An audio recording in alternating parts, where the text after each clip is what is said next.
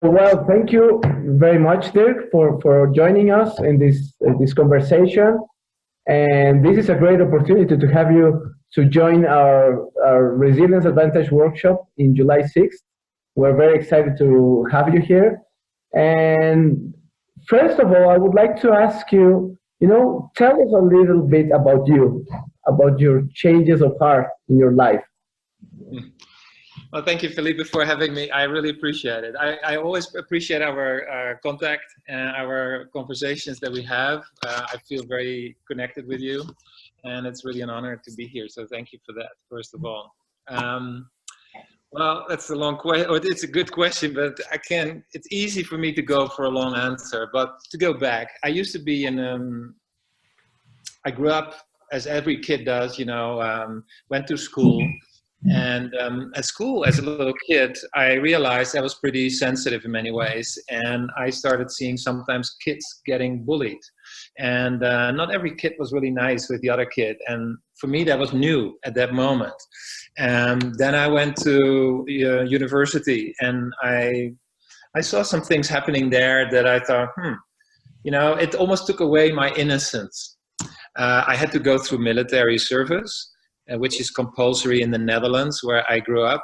And I had a very traumatic experience there, where a good friend of mine killed himself. He shot himself because he was suicidal.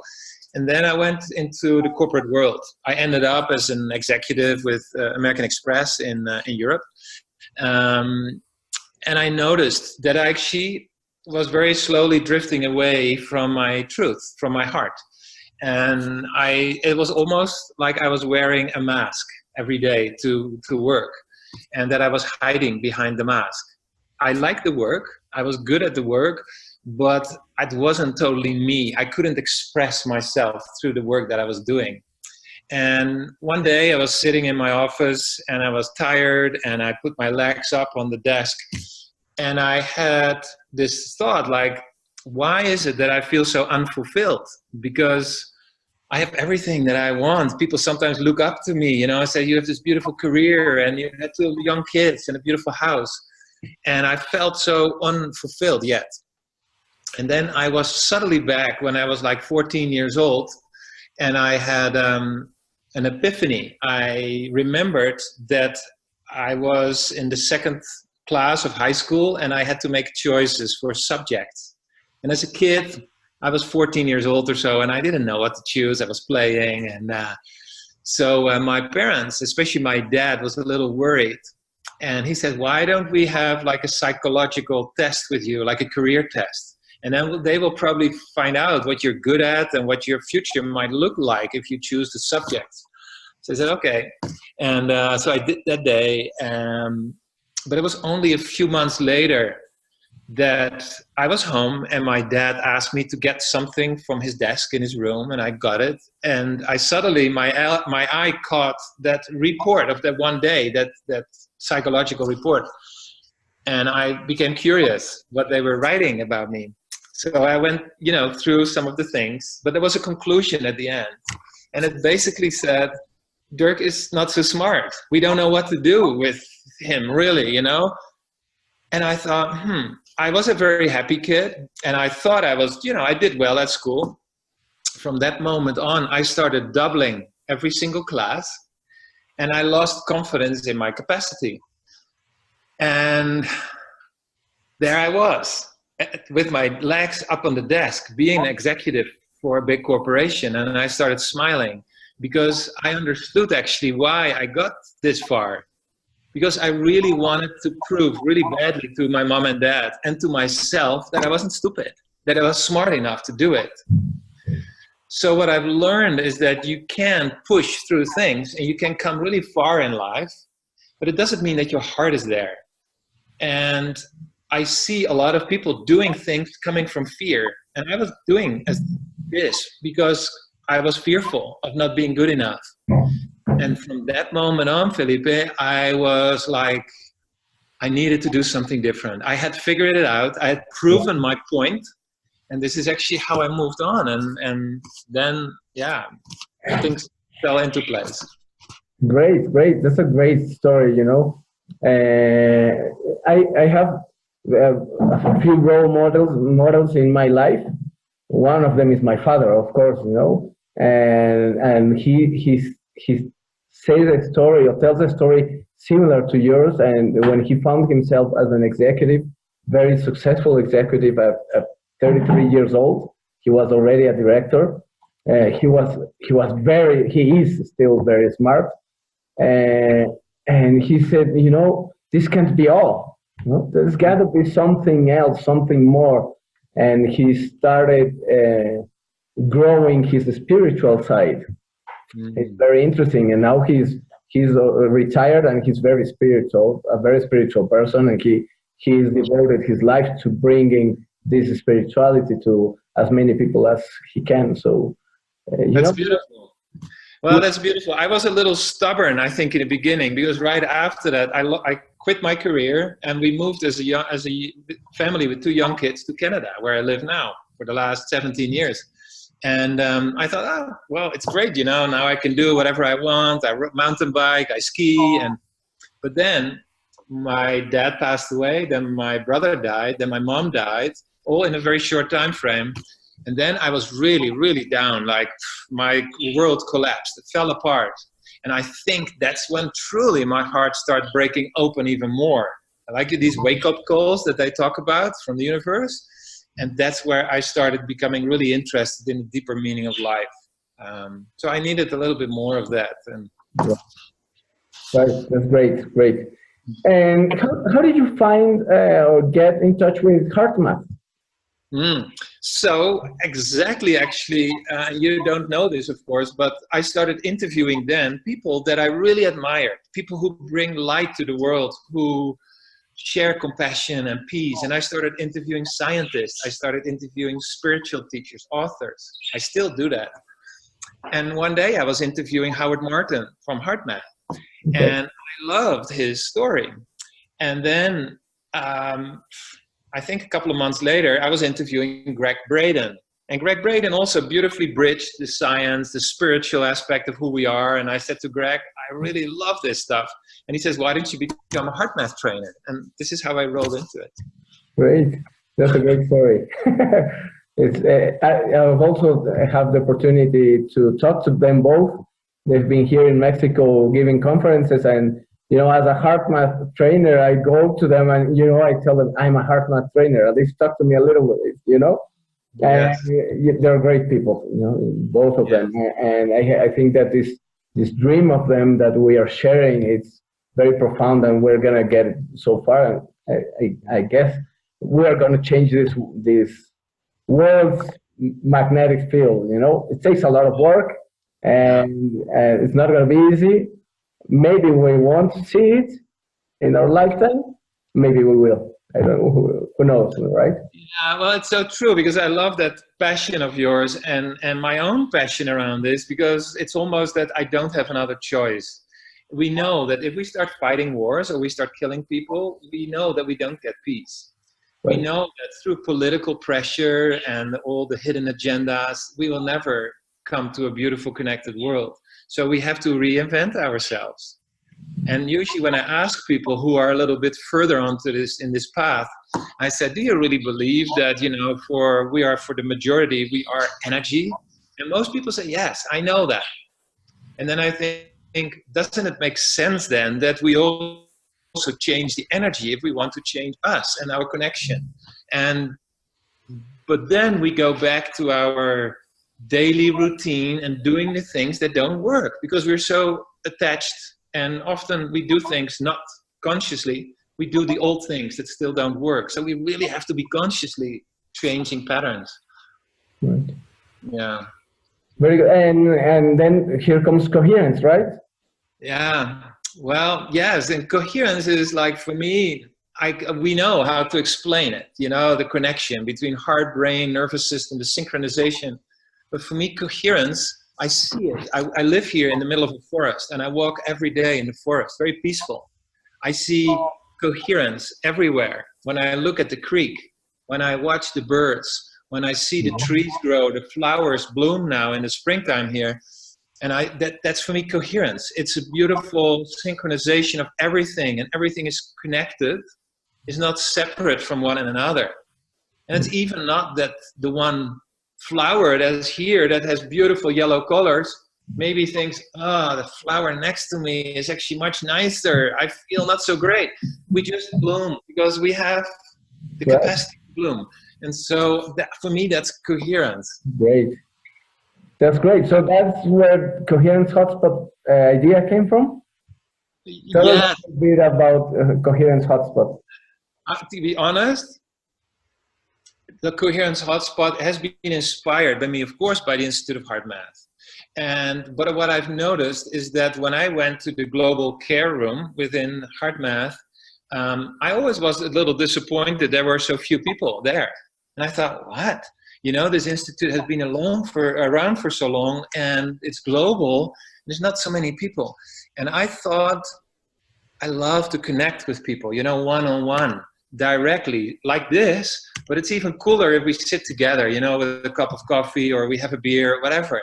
And the energetic transference is even more powerful. This is why the sacred sites are there, where people gathered and created this. And I think it's a combination of heart math and the deep interest that I have for the sacred sites around the world. And I thought, yes, it's cool to go to a pyramid, or it's cool to go to a beautiful place that is sacred. But you and I, can actually create sacred sites ourselves by creating a coherent field in the earth. Right. Absolutely. And as in Catholicism, you know, as a Catholic, we understand that everybody is a priest. You know, we can share our love and our passion as you know, it's part of our my religion, right? Yes, and that's beautiful. And you know, I grew up as a Christian in a Christian family, and I always went to the church. And as a kid, I didn't like it. For me, it was boring. Right. But I once in a while do workshops at Unity Center, Unity Church, and it's pretty big here in North America. And I was in Vancouver not so long ago, and they have a service, and I was speaking in the service, and I thought, look at myself. As a kid, I didn't like that, and I'm speaking there. But what I actually liked was also the singing together and the connection. I really like that. So it's natural probably for me to start also a movement in this and to help heal the world through these connections, whether it's in the church, through our religion, whether it's creating coherence, whether it's whatever way. Right. Yeah. It's amazing what we can do, right? Yes. Okay. So you'll be joining us on July 6th? Yes, and I would love to join you. And so you mentioned to me, like, you were talking about changing the baseline. Right. And we know this from the heart math perspective, but people often say, what is it? And I know that I work a lot with veterans, so ex-military and ex-police, who suffer from PTSD, severe trauma. Okay. And I see the body is very resilient. We always talk about resiliency, but the body is very resilient. But I see, you know, we have a stress level. You know, you told me last time, hey, the traffic is crazy here in Mexico City, for example. We are used to this, it seems. You know, we can deal with it.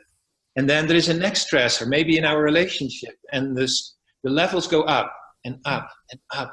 But it's so slow that the body, we almost don't realize it. And the body starts adapting and adjusting and adjusting. But at some point, like with the veterans, at some point it's too much. And then we crash, and we have a big crash, or we get sick, or we have diagnosed with whatever. And I think, how beautiful is it that we can self-regulate through the tools and techniques that you and I learn to change that base level again, to get back to a healthy level. And we do that through awareness, through breathing, and through radiation of certain emotions. And that's, I love to contribute to that as well, because I've seen that it's very powerful. Right, absolutely. And we also have our first coherence hotspot meeting over there. Oh, yes. So it's going to be interesting. I have invited our heart math certified trainers and coaches in Mexico. I wish some of them come. So If they are listening to it, if you are listening to this, you are invited as well. Please come. Yes, for the final 30 minutes of the workshop. And so, and I'm also going to invite, or I'm also inviting the people that I have already trained in heart math methods, right? Yeah. So, you know, everybody's invited. I don't know how many people we're going to get in. I hope we get enough or plenty of people, right? Very good. Can you share us a little bit more and maybe an example of how this changing the field, in your experience, how it has worked? Yeah, I have a good experience, and I was in Colombia a couple of months ago, and we had a woman. So I did a full training around heart math, and at the end of the morning, we practiced the feeling, the different emotion, and we truly practiced the feeling inside. And I said, who can truly feel that feeling now, that sensation? And all the hands went up except for 3 people in the group. I don't know how many people there were, 20 or so. And I thought, how can I find a way to have them feel this? So what I did is I wanted just to become creative. So I had these 3 people sit on chairs in the room, and I divided the rest of the group in 3, and we made a circle around the one person, 3 circles of the other people around them. And we're just sitting there. And this person, I said to the person who couldn't feel, I said, don't pay attention to anything, just sit there and be open, just breathe. And I asked the people in the circle to truly become coherent, you know, through breathing, focus on the heart, changing our emotion. But then I said, visualize radiating this compassion for each other. We have shared so much in these days. And they all did that. And they did it without wanting to, but they just did it from an effortless place. And all 3 of them, who could not feel anything, they said, started breaking down in tears. And they didn't know what was happening. And for me, that's a perfect example of, you could be, you know, a business leader, you could be whatever you think you are, but the feelings that we have inside are hard sometimes then to stop. And it's so beautiful that people started changing and having that experience to be able to feel it so they can go there for the next time. And for me, these moments are actually profound. And you don't have to be spiritual. You don't have to be some kind of hippie. You know, you don't have to be a priest. You know, both you and I, you know, if you come from like a corporate background and there's so much physics and science behind it, it's pretty cool. And I always say to people, and maybe you can translate it also when you translate this in Spanish. Mark Twain used to say, it ain't what you don't know that gets you into trouble. It's what you know for sure that just ain't so. That means is that I have believed in many things that were not possible and were not true. And I had to change my beliefs. And it was initially not so easy because our ego kicks in and says, wow, you know. And I see this a lot. Once you feel things and when you see a new truth, then yeah, you have to admit that maybe you believed in something that was not entirely true. But so what? Right, and you know, my experience was pretty much like those 3 people that you talked about. You know, when I started the training, we started online first because I'm in Mexico, and they were telling me, no, now you have to radiate this energy, and I'm like, no, I don't know what these guys are talking about. I don't feel anything, and I told my coach, you know, I tried this and I don't feel it, you know, and then she said, well, be patient, you know. But then when I got there to San Francisco and to Boulders Creek, right? To Boulders Creek, and it was very cold outside, and we were all training. And after 3 days of coherence, you know, at the 3rd day you got into the room and it felt warm, but not warm as in temperature, warm as in emotionally, you know. And that's when I said, you know, this is for real. We're not getting scammed or anything. This is for real. I can feel it. So it was great. It was a great experience. That's a very cool example. And I often say feeling is believing. Right. Yeah. And I felt the same. And I bet if you talk about sacred sites, if you talk about hotspots, I bet that this land where you and I have been in Boulder Creek is very, very, it's like almost a sacred site. It's a very coherent field there. And they have the sensor there, of course. You might have seen the sensor. And but we feel that. And then suddenly... Right. It changes our mind, it changes our heart. And we live from a different perspective. Yes, and I also want to tell the people who are listening that I'm actually very, grateful, but also proud that the fact that you even consider, going through something like this that might be a little bit out of your league.